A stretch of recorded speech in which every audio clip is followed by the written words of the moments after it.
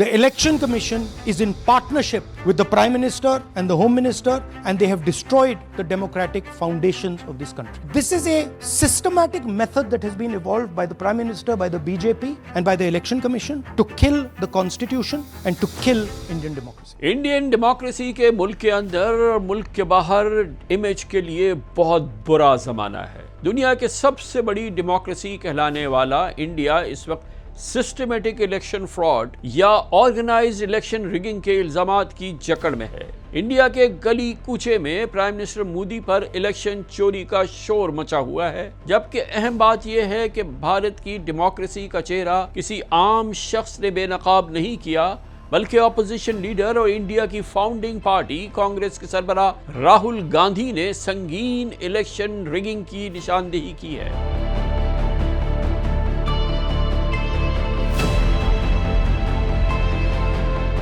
राहुल गांधी के बकौल अप्रैल 2024 के इलेक्शन में कम से कम 100 सीट्स का रिजल्ट खराब किया गया और अब स्टेट इलेक्शन में भी इलेक्शन कमीशन ऑफ इंडिया की मिली भगत से वोटर लिस्ट में ऐसी हेरा फेरी हो रही है जिसका मकसद सिर्फ और सिर्फ इलेक्शन को चोरी कर लेना है। This is the lies written inside voter list of Haryana. We are showing you that the Haryana voter list is flawed, is rubbish. This is a central question. If this is flawed, elections are fundamentally flawed. We suspected it in the Lok Sabha, we suspected it in the Lok Sabha before that, we suspected it in Haryana, in Madhya Pradesh, in Chhattisgarh. Now, this thing is the proof here. That's the proof that the voter list in India, 100 vote assemblies, this is all proof that the voter list is a lie, right?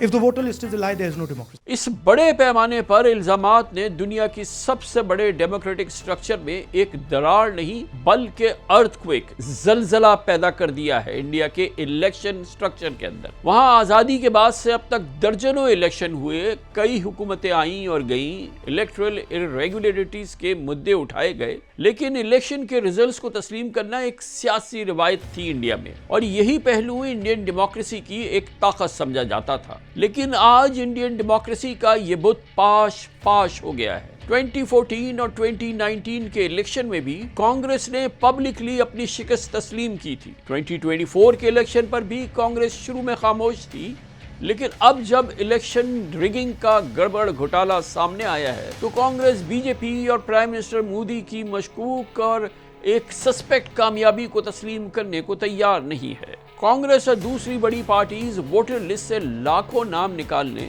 और electric voting मशीनों की tampering, media के एक जानिबदार रवैये और Indian election commission की मिली भगत पर आहोबका कर रही है। हम नहीं छोड़ेंगे। 30.5 लाख वोट निकाल दिया। ऐसा करके महाराष्ट्र में बीजेपी जीता, नहीं तो नहीं जीतता। दिल्ली में भी ऐसा करके जीता, बिहार में भी ऐसा प्लान कर रहा है।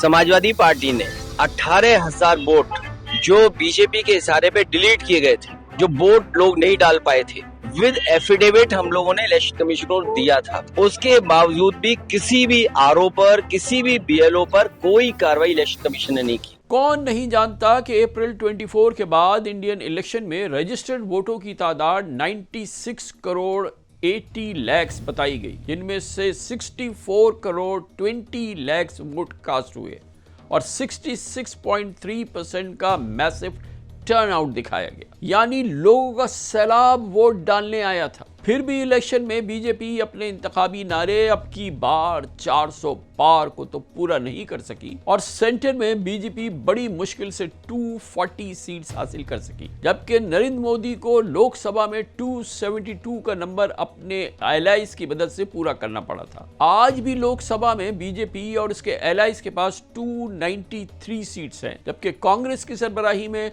ऑपोजिशन अलायंस के पास 232 सीट्स हैं। अगर राहुल गांधी के 100 सीट्स पर धांधली के इल्जामात एविडेंस और प्रूफ्स के साथ दुरुस्त साबित हो गए तो इसका मतलब यह होगा कि बीजेपी और नरेंद्र मोदी भारत पर जाली मैंडेट के साथ 1.5 साल तक हुकूमत कर रहे हैं। बहुत बड़ी बात है। पूरे इलेक्शंस पे इस वक्त शदीद सवालात उठ चुके हैं 2024 के इलेक्शन के हवाले से। We are informing the people of India that the Prime Minister, that the Home Minister are not legitimately in government. That the Chief Minister of Haryana is not legitimately in government. That government has been stolen. It is the same with the government of Maharashtra, right? So what is the message? The message is that India's Gen Z and youth have the power to restore our democracy with Satya and Ahimsa. By fighting for a democratic India and by resisting this wholesale theft and murder of the Constitution and democracy. Rahul Gandhi कह चुके हैं कि election निजाम के बारे में जब वो data जारी करेंगे तो एटम बॉम्ब साबित होगा। वो हाइड्रोजन बम राहुल गांधी ने फोड़ दिया जिसकी बात वे 1 महीने से कर रहे थे। चुनाव आयुक्त सुखबीर सिंह संधू, पूर्व मुख्य चुनाव आयुक्त राजीव कुमार, मौजूदा मुख्य चुनाव आयुक्त ज्ञानेश कुमार, इन तीनों का चेहरा भी इस प्रेस कॉन्फ्रेंस में बार बार आता रहा और राहुल ने बेखौफ होकर कहा, नाम लेकर, कि ये तीनों नरेंद्र मोदी और अमित शाह के साथ मिलकर देश की लोकतांत्रिक प्रक्रियाओं को खत्म कर रहे हैं। भारत के इतिहास में चुनाव आयोग पर इतनी तैयारी के साथ कभी किसी ने आरोप नहीं लगाए होंगे। 1.5 महीने के इंतजार के बाद आज राहुल गांधी ने फिर से इलेक्शन कमीशन और बीजेपी के खिलाफ मोर्चा खोल दिया। अपना नया खुलासा करते हुए H फाइल्स रिलीज किया है। अब यह हाइड्रोजन बम ही है, एटम बम ही है जिसके बारे में बात हुई थी, यह पता नहीं, लेकिन इलेक्शन कमीशन के ऊपर बहुत बड़ा बम फिर से गिरा है। उसकी क्रेडिबिलिटी पर आज फिर से सवाल उठा है। राहुल गांधी ने पूरे डॉक्यूमेंट्स और 100% जो वो कह रहे हैं प्रूफ के साथ यह साबित करने की आज कोशिश की है कि जहां तक हरियाणा इलेक्शंस की बात है उसे चोरी कर लिया गया था।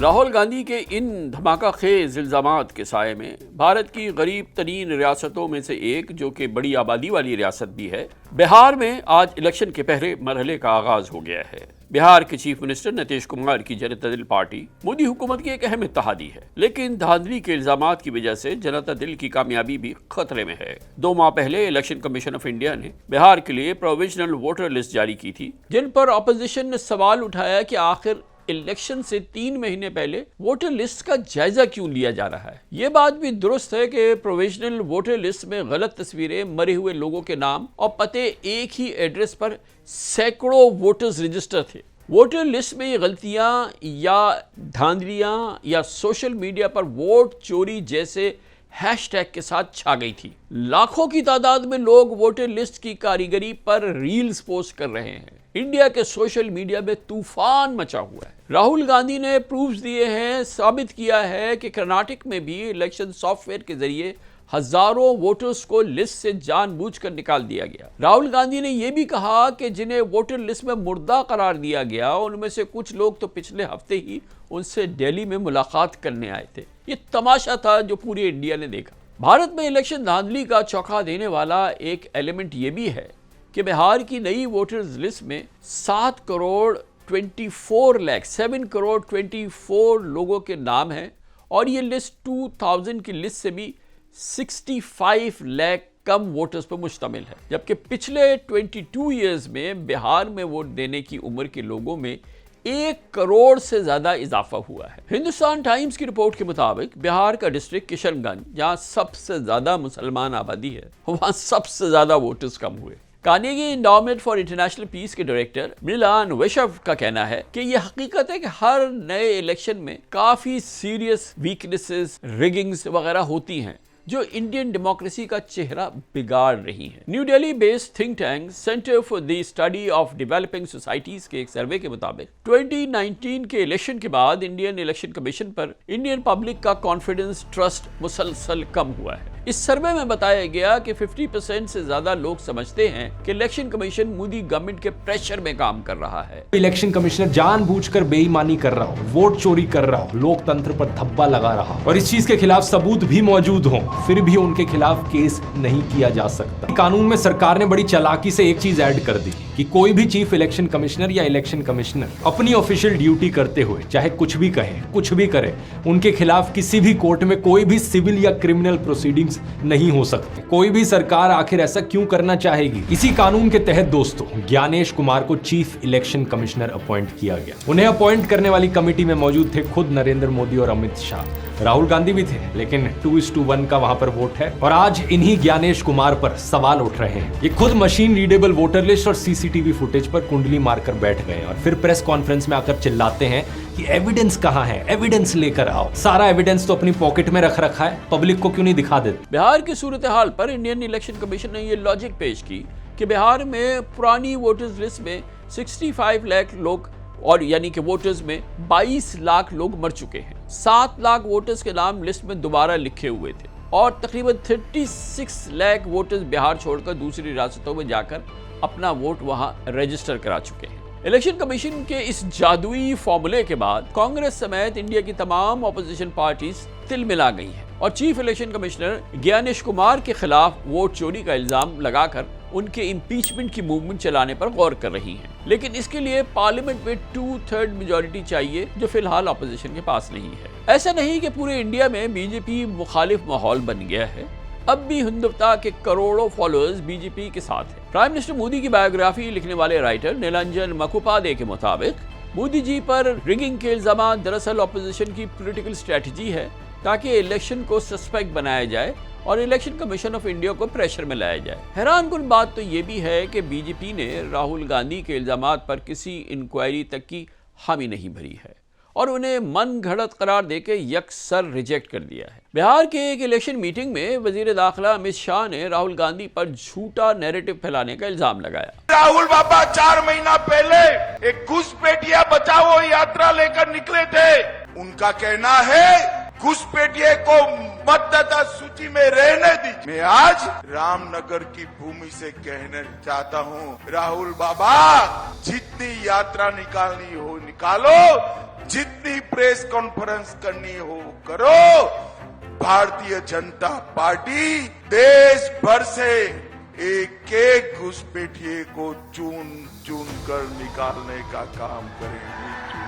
ये दुरुस्त है कि भारत में बीजेपी की तरह कांग्रेस खुद भी माजी में इलेक्शन की रिगिंग के इल्जामात का सामना कर चुकी है। साबिक प्राइम मिनिस्टर इंदिरा गांधी पर 1971 के इलेक्शन के दौरान इलेक्शन इरेगुलरिटीज या रिगिंग्स का इल्जामात साबित भी हो गया था, लेकिन इंदिरा गांधी ने भारत में इमरजेंसी लगा दी थी जिसके तहत सिविल राइट्स सस्पेंड कर दिए थे और सियासी ओपोनेंट्स को जेलों में डाल दिया था, जिसके बाद इंडियन सुप्रीम कोर्ट ने इंदिरा गांधी के खिलाफ धांधली का फैसला कलअदम करार दे दिया था। यहाँ मैं इस बात का भी इकरार करूंगा और ये बताना भी जरूरी है कि पाकिस्तान में भी 90 की दहाई से अब तक जनरल इलेक्शन हो या ज़िमनी इलेक्शंस हो, हर बार धांधली के इल्ज़ामात लगते हैं और बहुत मजबूत इल्ज़ामात लगते हैं। हम खुद कहते हैं कि इलेक्शन शफाफ नहीं हुए, लेकिन भारत की तरह पाकिस्तान ने कभी भी खुद को दुनिया की साफ, शफाफ या ज़बरदस्त जमहूरियत होने का दावा नहीं किया है, जबकि भारत दुनिया को अपना जमहूरी चेहरा दिखाता है और दुनिया की सबसे बड़ी जमहूरियत बताता है। इस वक्त भारत में opposition leader Rahul Gandhi prime minister Modi को इलेक्शन रिगिंग पर मुसलसल टफ टाइम दे रहे हैं। शायद इंडियंस की एक बड़ी तादाद भी राहुल को अपने